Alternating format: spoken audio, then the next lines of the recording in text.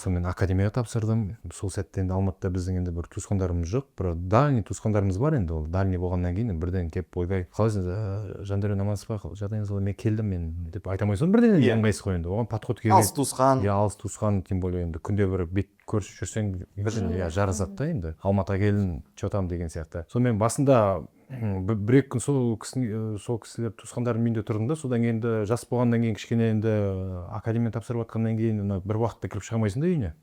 Азында кетесің, сонымен түнгі 3-4-те бірақ келесің. Сонымен ыңғайсыз ғой, тұрс. Сонымен қой құрсын онда бөлек не қылайын деп, сонымен мешітке барып, сон Бақытжан деген группаласымен сол жақта жүріп, сонымен Құрманғазының бойында жастар деген ЖК бар, МАК дейді ғой, театрдың артында.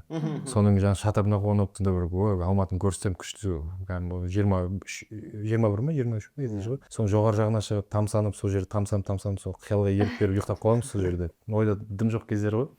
Сөйтіп Весновканың бойында талай таңда атырдық қой, одан кейін Никольский парк дейді ғой, сол жерде бір-екі күн қонып кеткен кездерім болды.